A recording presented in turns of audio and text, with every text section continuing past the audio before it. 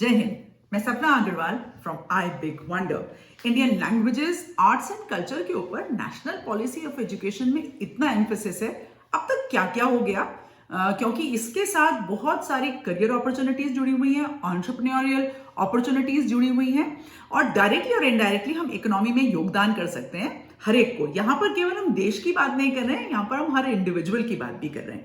तो देखिए, आज इसको समझते हैं हम लोग। आप जल्दी से मेरे वीडियो को लाइक कर लें, चैनल को सब्सक्राइब कर लें और फिर पूरा वीडियो देखने के बाद इसको लास्ट तक शेयर कीजिएगा। खाली इनक्रेडिबल इंडिया बनाने की बात नहीं है, वो तो हमारे टूरिज्म का स्लोगन है। हम हर एक कोई बहुत ज्यादा फिनोमिनल चेंज हो सकते हैं।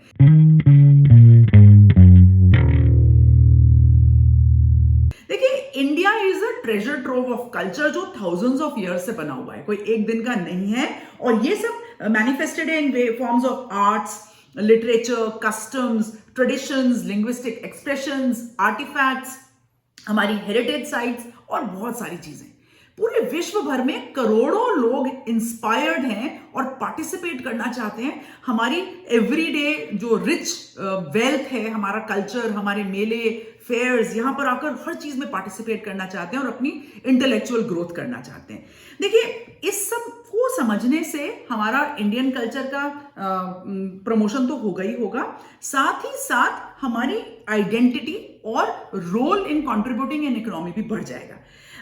देखिए, जैसा कि मैंने पहले कहा कि यहां पर क्या है कि अगर हम अपने किसी भी छात्रों को, क्योंकि ये सारी चीजें ना अर्ली चाइल्डहुड एजुकेशन से स्टार्ट हो जाएंगी और केवल स्कूल एजुकेशन नहीं, हायर एजुकेशन, डॉक्टरल प्रोग्राम्स और उसके बाद आप हम घर में बैठकर भी बहुत सारी चीजें कंट्रीब्यूट कर सकते हैं और अपने इंडिविजुअल ग्रोथ के साथ साथ देश का भी ग्रोथ कर सकते हैं।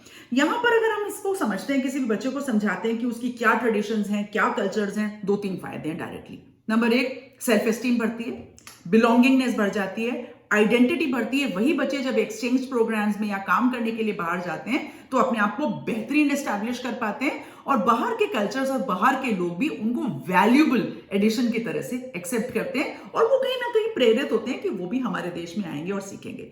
हाँ, ये तो हम सब जानते हैं कि हमारे देश के अंदर शादी, फंक्शन, बहुत रिच ट्रेडिशंस हैं। जैसे जैसे एक जनरेशन समाप्त हो रही है ना, हमारे घर के बड़े बुजुर्ग लोग, शायद बहुत सारे ट्रेडिशंस उनके साथ समाप्त ना हो जाएं। मुझे खुद याद है कि मैंने अपनी ताई जी सास से साल भर के जो छोटे छोटे त्योहार हम लोग घर में मनाते हैं, कैसे मनाएं, पूरी एक डायरी में लिखा और उन्होंने मुझे छोटे छोटे डायग्राम्स भी बना के रखे जो आज भी मेरे पास सारे के सारे प्रिजर्व्ड हैं और हम बहुत खुशी से मैं उसको रेफर करती हूँ और बनाते हैं। देखिए, जब मैं आर्ट और कल्चर की बात कर रही हूँ ना, आर्ट इंटीग्रेटेड प्रोग्राम की आपने बात करी, तो यहां पर एक ये मेजर मीडियम है किस चीज का, apart from happiness, apart from wealth की हम जो बात कर रहे हैं, यहां पर एक और चीज बहुत ज्यादा इंपॉर्टेंट हो जाती है कि हम मैंने जैसे भी पहले भी अपने वीडियो के अंदर बोला ना, हम पब्लिक स्पीकिंग इंप्रूव कर सकते हैं, हम अपनी आइडेंटिटी इंप्रूव कर सकते हैं, सेल्फ एस्टीम के ऊपर तो बहुत ज्यादा इंपैक्ट है। और एक ऐसा सेंटेंस जो शायद हमारी विचारधारा सोच को बदल दे, enhances cognitive and creative abilities in the individual. देखिए, अपनापन की बात तो आपने सुनी है ना। जैसे मैं भी आपसे जब बातचीत करती हूं तो एक तरीका होता है, एक लहजा होता है, एक पता चलता है कि किस जगह से हम बोल रहे हैं। कई बार हम अक्वायर भी करने की कोशिश करते हैं इस लहजे को, राइट। हम स्ट्रेंजर्स के बीच में अपने लोगों को पहचान जाते हैं कि अच्छा, आप उसी जगह से हैं। ये अपनापन भी हमारी रिच लैंग्वेज और कल्चर के अंदर जुड़ा हुआ है और ये खाली इसी से नहीं है, ये प्रिजर्व्ड है लिटरेचर के फॉर्म में, प्लेस के फॉर्म में, म्यूजिक्स के फॉर्म में, फिल्म्स के फॉर्म में। इनफैक्ट एक अमेरिकन प्रेसिडेंट ने तो हमारे बॉलीवुड हीरो शाहरुख खान जी का एक डायलॉग भी बोला था एक ऐसी स्पीच के अंदर। तो आप सोचिए कि कितना इंपैक्ट आता है इन सारी चीजों का। अनफॉर्चुनेटली पिछले करीब 50 सालों में लगभग 220 लैंग्वेजेस विलुप्त हो गई हैं। They have got extinct. Even UNESCO ने 197 इंडियन लैंग्वेजेस को एंडेंजर्ड लैंग्वेजेस की कैटेगरी में रखा है।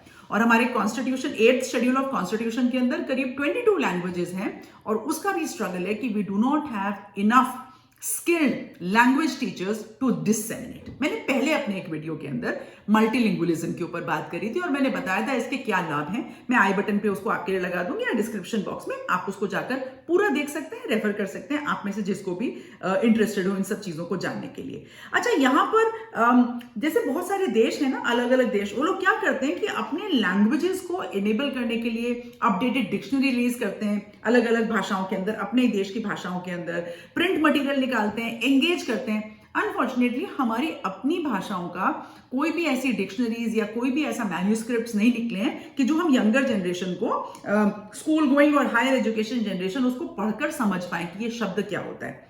यहाँ पर एक बहुत ही बढ़िया एफर्ट है एक भारत श्रेष्ठ भारत। यहाँ पर 100 टूरिस्ट डेस्टिनेशंस को पिकअप किया गया है और वहां पर कुछ नॉर्मल बोलने वाले सेंटेंस जैसे आप कौन हैं, आप कहां से आते हैं, कौन सी कक्षा में पढ़ते हैं, इनको 100 अलग अलग भाषाओं में कैसे बोला जाता है पूरे डॉक्यूमेंट फॉर्म में बच्चों को दिया गया है। उसको भी मैं चाहूं तो डिस्क्रिप्शन बॉक्स में लगा दूंगी, आप जाकर रेफर कीजिएगा। हर एक कोई भाषा सीख सकता है और आप इसको ट्राई करके देखिएगा, बहुत ही मजेदार है। मैंने बहुत सारी भाषाएं ट्राई करी, ऐसा लगता है सारी भाषाएं एक दूसरे से जुड़ी हुई है, बिल्कुल तो ओवरलैपिंग है इसके साथ साथ, राइट। तो अगर हम इन कॉन्सेप्ट्स को सही तरीके से, सही वोकैबुलरी, सही डिक्शनरी, सही ऑफिशियल अपडेट्स, वेबसाइट्स बनाकर अगर इसको करते हैं तो बहुत सारा वर्क अपॉर्चुनिटी मुझे यहां पर नजर आती है। लैंग्वेजेस की जब मैं बात कर रही हूं ना, तो लैंग्वेजेस के टीचर्स को भी एक्सपीरियंशियल लर्निंग के तरीके से भाषा को सिखाना पड़ेगा, ताकि हम केवल ये ना सीख के रह जाएं कि हम एक भाषा या कोई थियोरेटिकल चीज सीख रहे हैं, हम उसको डेली यूज में कहां पर यूज करेंगे उससे सीखेंगे। तो एंगेजमेंट ऑफ लर्नर बहुत जरूरी है। विश्व की कुछ भाषाओं का नाम लेती हूं जो रेगुलर अपनी भाषा को अपडेट करते हैं, वो है जैसे English, French, German, Hebrew, Korean और जापानीज। ये लोग लगातार नई नई वोकैबुलरीज और डिक्शनरीज अपने बच्चों के लिए निकालते रहते हैं और इंटरेस्ट बनाकर रखते हैं। अगर आप एनईपी में देखें तो चैप्टर 4 के अंदर काफी सारा डिस्कशन है, लेकिन यहां पर से मैं सिर्फ एक बात उठाना चाहूंगी कि लोकल क्राफ्ट्समैन, लोकल एक्सपर्टीज के जो लोग होते हैं उनको करिकुलम में इंटीग्रेट किया जाएगा, है ना। जैसे बोलते हैं कि स्कूल्स के अंदर आर्टिस्ट इन रेजिडेंस, मतलब वाली बात है कि आपके लोकल आर्टिस्ट, उनको गेस्ट स्पीकर्स की तरह से भी बुलाया जाएगा। और अगर आपके अपने टीचर्स स्किल्ड हैं या वो कोर्सेज कर सकते हैं, क्योंकि बहुत सारी बीएड प्रोग्राम्स के साथ भी लैंग्वेजेस के साथ, संस्कृत नॉलेज सिस्टम्स के साथ यूनिवर्सिटीज में कार्यक्रम चल रहे हैं और एस्टैब्लिश हो रहे हैं और बहुत नए नए कोर्सेज अवेलेबल होंगे। इनसे कौन कौन सी करियर अपॉर्चुनिटीज होंगी बस अभी बताती हूं आपको, ये सारी चीजों के साथ साथ। देखिए, हायर एजुकेशन के अंदर भी अपनी मातृभाषा को प्रयोग करने के ऊपर एम्फेसिस दिया गया है ना, ताकि उससे क्या होगा कि लैंग्वेज खाली स्कूल लेवल पर समाप्त नहीं होगी, वो आगे तक कल्चर के अंदर हो जाएगा। अब हम बातचीत कर लेते हैं कुछ करियर ऑप्शंस के अंदर।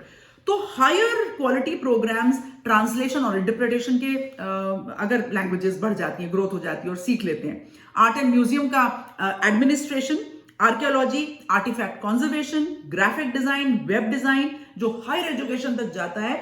साथ ही साथ जो मैं म्यूजियम की बात कर रही हूँ ना, फिजिकल म्यूजियम और आर्टिफैक्ट्स को मैनेज तो किया ही जाएगा, online museums and online artifacts को हैंडल करने वाले मल्टीलिंगुअल लोग भी चाहिए। तो आप यहां पर बहुत सारी करियर अपॉर्चुनिटीज को समझ पा रहे हैं।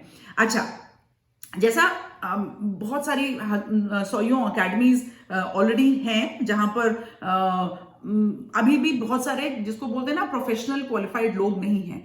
अगर प्रोफेशनल क्वालिफाइड लोग वहां पर पहुंच जाएं तो वो वापस जीवंत तो हो सकती हैं, राइट, और फंक्शन वापस कर सकते हैं। तो इन सब ये बहुत सारी ऐसी अपॉर्चुनिटीज हैं। एक इंटरेस्टिंग चीज और, Indian institute of translation and interpretation, IITI जिसको हम बोलते हैं, ये एस्टैब्लिश हो रहा है हमारे देश के अंदर और यहाँ पर हायर एजुकेशन के साथ कोलैबोरेट करके मल्टीलिंग्विज्म को, संस्कृत और इंडियन नॉलेज सिस्टम्स को, कैंडिडेट्स को ग्रोथ करने की अपॉर्चुनिटी दी जाएगी और साथ ही साथ उनके लिए बहुत सारी करियर अपॉर्चुनिटीज भी होंगी। देखिए, मैंने आज अपने वीडियो के अंदर ना Indian arts, language and culture के ऊपर NRF, नेशनल रिसर्च फाउंडेशन क्या काम कर रहा है, राइट, कितने लोग इन प्रोग्राम्स के अंदर एनरोल होंगे अगले कुछ सालों के अंदर, और कितने लोग नई नई करियर अपॉर्चुनिटीज जो बहुत बेहतरीन हो सकती हैं आपको नेशनली और इंटरनेशनली इस्टेब्लिश कर सकती हैं, इसकी बहुत सारी आपको ज्ञान भी मिलेगा और आप कर सकते हैं। मेरा ये वीडियो आपको जरूरी अच्छा लगा होगा। मैं हमेशा कहती हूँ that everybody has a right to say I big wonder. खैर, नेशनल पॉलिसी ऑफ एजुकेशन और लैंग्वेजेस के बारे में अगर आप और जानना चाहते हैं तो मुझसे संपर्क करें। कोई प्रश्न मन में हो, आपके क्या कमेंट्स हैं, कमेंट बॉक्स में डालें। आज के लिए जय हिंद।